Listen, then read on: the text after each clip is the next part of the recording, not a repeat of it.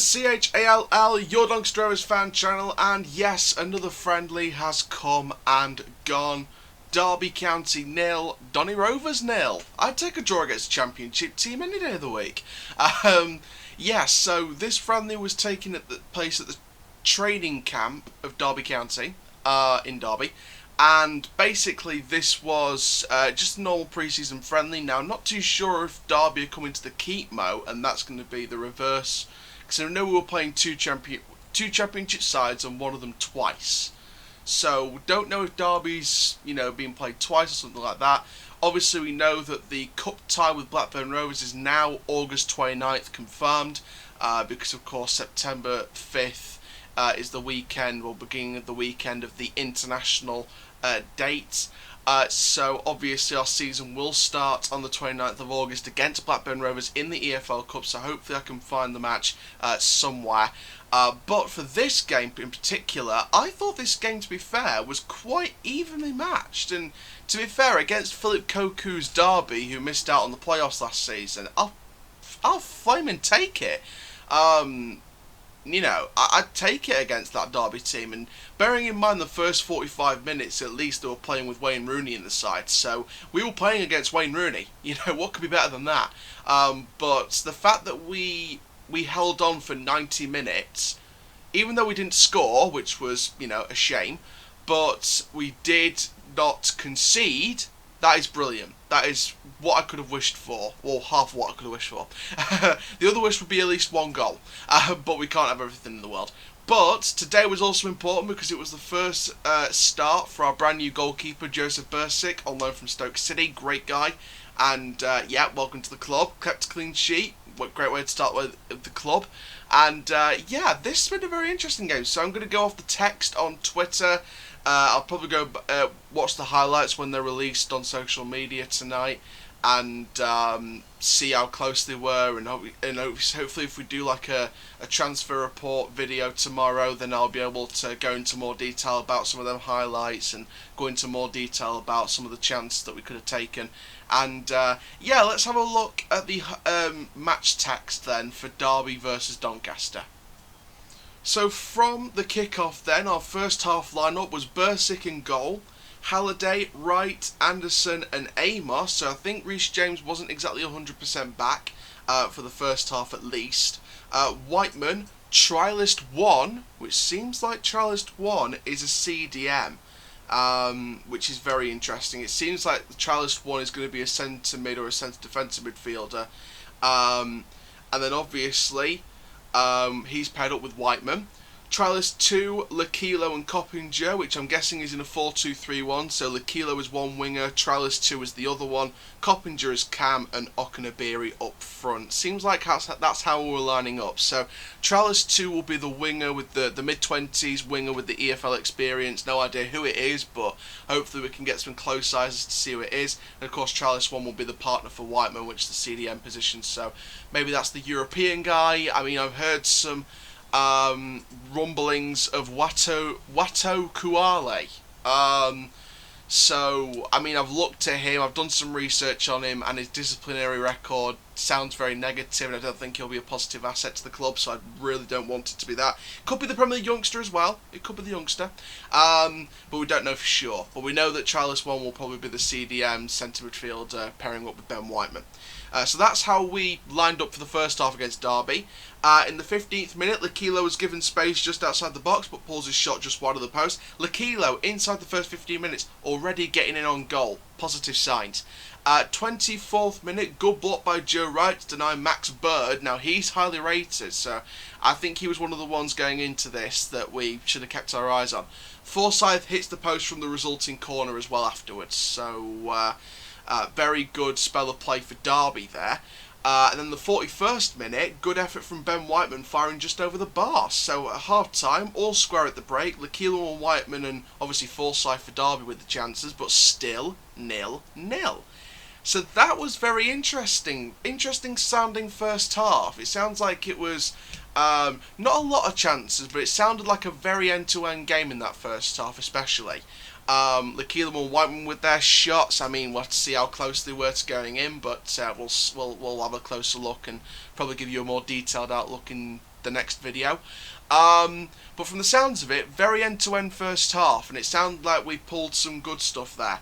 Now, at half-time, we made no changes. Now you can tell we're at the business end of getting to the business end, the opening of the season, the opening business end of the season. Because we usually give like half and half to some people, but now we're starting to, give more time to the first teamers. I'm guessing Reece James will be hopefully 100% for the Blackburn Rovers game in what, 7 days, a week's time. So this will give James a nice week to just relax, chill out, rest that knock from training last week and just get up to 100% ready for the Blackburn game. So Amos will be back up to James for the Blackburn game probably, but we'll see with that one. So going into the second half, we made a substitution. We made a few changes during the second half. Okunabiri, Coppinger, Lakilo and Whiteman came off. And they got replaced by Trellis 3, Trellis 4, Gomez and Hassani. So Trellis 3 looks to be a striker to replace Okunabiri there. Trellis 4, I think that's Ed Williams because he's replacing Coppinger. Lakilo off for Gomez and then Hassani replacing Whiteman. I think Gomez might be transitioning into maybe versatility his play on the right wing a bit. Maybe. I mean, we don't know. Trellis 3 could be a winger and we could play Gomez up front. No, I'm joking, of course. I'm joking. No, Trellis 3 is probably going to be a striker, hopefully. Trellis 4 sounds like Ed Williams from Kidderminster Harriers that we're probably set to sign. Gomez, of course, I think he's probably going to play on the right wing for that second. Well, was playing on the right wing, I think, for that second half, replacing the Kilo, and of course Whiteman replaced by Hassani. And of course, another two changes. We brought off Anderson for Horton, and we brought Amos off for Trialist 5. So Trialist 5 sounds like a left back to me, or some kind of fullback that can play both wings. So very interesting stuff there. And then there wasn't any highlights of the second half. It was only the substitutions that we made, and that's it. So it ended up 0-0 because there was nothing in the second half. It was very end to end and hardly any chance in the second half from the sounds of the match text. So there we go. So from the match text, then obviously we don't have any highlights to share with you, unfortunately. However, like I said, in the next video we do on Rovers tomorrow, hopefully I'll be able to go in depth with some of the chances that we took, anything that happened in the second half. I'll be able to go in a bit more detail about, and just give you guys an overall review, and as well as talking about Darren Moore's reaction in terms of press reaction to that particular game. But from the sounds of it, obviously, like I said, 5 trialists, they're in there. And from the sounds of it, it's definitely likely that, we could be signing a couple of these trialists. So we've now got Lakilo on a 1-year deal. We've got Bursic on loan from Stoke for the season. Ed Williams, I think, is probably going to sign, from Kidderminster Harriers on a permanent deal. I think that pretty much will be over the line soon. Obviously, that's 3 if you count Ed Williams. Plus 2, because of course we've got 2 other loan deals that we're waiting for the parent clubs to give the go-ahead for. We've done everything on our side of things, waiting for the parent club, so that takes the total to 5 signings. And if we sign a couple of other of those trialists, then that takes it to 7 signings, which, I think people can call us stubborn in the transfer market, but I tell you what, I was looking at Derby County's Twitter, and I was looking at their side of the coverage, and I was looking at the tweets from Derby fans. I think there was some non-Derby fans that were just trying to comment and try and put praise on Rovers. I think there was a couple of tweets that said Koku out, which was quite overdramatic, to be honest, but anyway. But there was a lot of Derby fans praising Rovers for that performance, so I know they were being critical of Derby, but that's their club, so they're allowed to be critical of Derby. But the fact that I think somebody said it, I think someone said Coppinger at 40 years old can still outdo Rooney.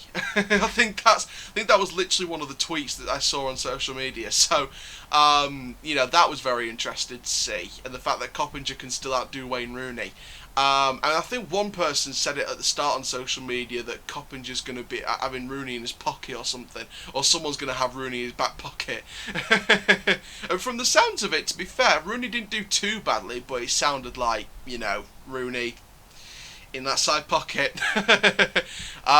So that was a nice surprise. It was nice to get a good performance out of that one. So, even though it sounds like a boring 0-0 on paper, it didn't sound boring on a couple of occasions. So, against a championship team like Derby, who are going to be pressing for the playoffs again this season, I'll take it. I'll absolutely take it. So, fair play to Derby for giving us a good challenge and things like that. And yeah, but Bursic kept clean sheet, great for his debut, and obviously Lakilo came close, Whiteman came close. Good defending from Joe Wright. I've said in the past, Joe Wright is one of those defenders who, if he can stay injury ridden,